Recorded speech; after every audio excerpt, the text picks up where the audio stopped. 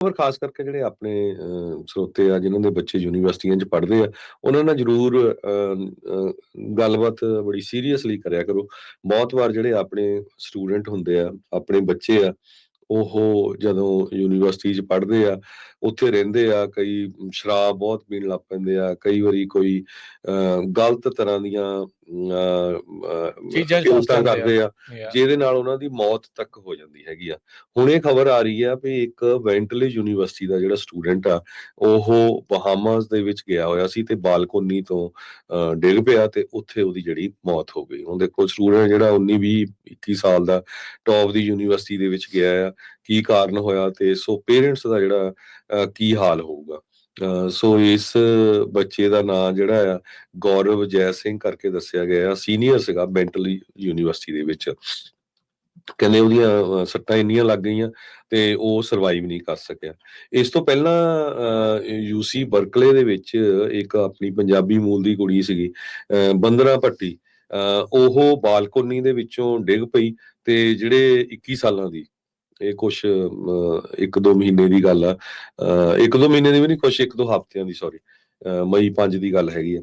ਤੇ ਜਦੋਂ ਉਹ ਡਿੱਗ ਪਈ ਤੇ ਫਰਟਰਨਿਟੀ ਜਿਹੜੇ ਹਾਊਸ ਦੇ ਵਿੱਚ ਰਹਿੰਦੀ ਸੀ ਤੇ ਨਾਲ ਦਿਆਂ ਨੇ ਦੇਖਿਆ ਵੀ ਨਹੀਂ ਉਹ ਵੀ ਉਹਨੂੰ ਠੀਕ ਠਾਕ ਹੀ ਆ, ਵੀ ਥੋੜੀ ਬਹੁਤੀ ਦਰਦ ਹੁੰਦੀ ਆ, ਕੋਈ ਪ੍ਰੋਬਲਮ ਨਹੀਂ। 4-5 ਘੰਟੇ 6 ਘੰਟੇ ਉਹਨੇ ਉੱਥੇ ਰੱਖਿਆ, ਵੀ ਤੂੰ ਕੋਈ ਨਹੀਂ ਲੰਮੀ ਪੈ ਜਾ।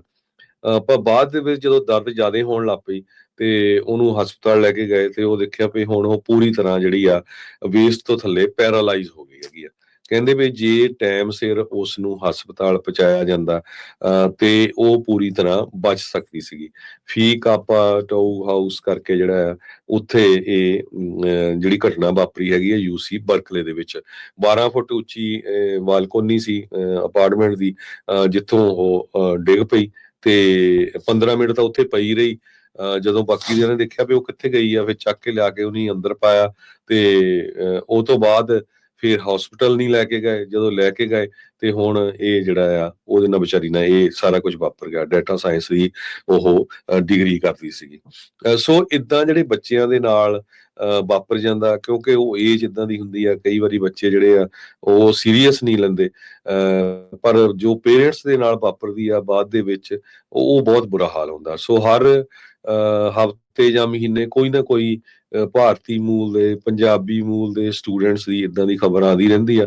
ਆਪਾਂ ਤੁਹਾਡੇ ਨਾਲ ਸਾਂਝੀ ਕਰਦੇ ਰਹਿੰਦੇ ਹਾਂ। ਹਾਲਾਂਕਿ ਸਾਡਾ ਦਿਲ ਨਹੀਂ ਕਰਦਾ ਹੁੰਦਾ ਵੀ ਇਦਾਂ ਦੀ ਖਬਰ ਸਾਂਝੀ ਕਰੀਏ, ਪਰ ਇਹਦਾ ਮੇਨ ਮਕਸਦ ਖਬਰ ਸਾਂਝੀ ਕਰਨ ਦਾ ਇਹੀ ਹੁੰਦਾ ਆ ਵੀ ਭਈ ਸਾਡੇ ਸਾਰਿਆਂ ਦੇ ਬੱਚੇ ਜਿਹੜੇ ਯੂਨੀਵਰਸਿਟੀਆਂ ਕਾਲਜਾਂ 'ਚ ਜਾਂਦੇ ਆ, ਉਹਨਾਂ ਨੂੰ ਪਿਆਰ ਦੇ ਨਾਲ ਸਮਝਾਓ ਵੀ ਭਈ ਉੱਥੇ ਗਏ ਆ, ਕਿਉਂਕਿ ਹੁਣ ਉੱਥੇ ਤੁਹਾਨੂੰ ਦੇਖਦਾ ਤਾਂ ਕੋਈ ਹੈ ਨਹੀਂ, ਕਿਉਂਕਿ ਨਿਆਣੇ ਇਕੱਲੇ ਆ, ਆਜ਼ਾਦੀ ਮਿਲ ਜਾਂਦੀ ਹੈ, ਖੁੱਲ੍ਹ ਆ ਜਾਂਦੀ ਆ ਜਾਂ ਸੋ ਉਸ ਤੋਂ ਜਿਹੜਾ ਆ ਬਚ ਕੇ ਰਹੋ। ਬਿਲਕੁਲ। ਦੇਖੋ ਬੜੀ ਮੰਦਭਾਗੀ ਗੱਲ ਆ ਵੀ ਦੋ ਨੌਜਵਾਨ, ਗੌਰਵ ਜੈ ਸਿੰਘ 21 ਸਾਲਾਂ ਦਾ ਤੇ 21 ਸਾਲਾਂ ਦੀ ਇਹ ਜਿਹੜੀ ਬੰਦਨਾ ਭੱਟੀ ਸੀਗੀ, ਦੋਨੋਂ ਹੀ ਬਾਲਕੋਨੀ ਤੋਂ ਇੱਕ ਹਿਸਾਬ ਦੇ ਨਾਲ ਜਿਹੜੇ ਆ ਡਿੱਗੇ ਆ। ਇਹ ਪਹਿਲੀ ਵਾਰੀ ਨਹੀਂ ਹੋਇਆ, ਇੱਦਾਂ ਦੀਆਂ ਕਈ ਘਟਨਾਵਾਂ ਪਹਿਲਾਂ ਵੀ ਹਰਜੋਤ ਸਿੰਘ ਜੀ ਵਾਪਰ ਚੁੱਕੀਆਂ ਆ। ਰੀਸੈਂਟਲੀ ਯਾਦ ਹੋਣਾ ਹਰਜੋਤ ਸਿੰਘ ਜੀ ਇੱਦਾਂ ਹੀ ਬਾਹਰ ਹੀ ਕਿਤੇ ਗਏ ਸੀਗੇ ਮੁਲਕ ਦੇ ਵਿੱਚ, ਉਹ ਕੁੜੀ ਬਾਅਦ 'ਚ ਲੱਭੀ ਹੋਈ ਨਹੀਂ, ਬਾਅਦ ਦੇ ਵਿੱਚ ਉਹ ਪਤਾ ਲੱਗਾ ਵੀ ਉਸਨੂੰ ਮਾਰਤਾ ਜਾਂ ਕਿੱਦਾਂ ਜਿਹੜਾ ਉਹ ਹੋਇਆ, ਉਹ ਵੀ ਸੀਗੀ। ਸੋ ਬਹੁਤ ਜ਼ਿਆਦਾ ਧਿਆਨ ਰੱਖਣ ਦੀ ਜਿਹੜੀ ਜ਼ਰੂਰਤ ਆ। ਫਰਟਰਨਿਟੀ ਦੇ ਵਿੱਚ ਜਾਣ ਨੂੰ ਨਿਆਣੇ ਕਾਹਲੇ ਹੁੰਦੇ ਆ ਵੀ ਫਨ ਕਰਾਂਗੇ, ਇੰਜੋਏ ਕਰਾਂਗੇ, ਖਾਸ ਕਰਕੇ ਜਦੋਂ ਇੱਦਾਂ ਦਾ ਮਾਹੌਲ ਹੋਵੇ।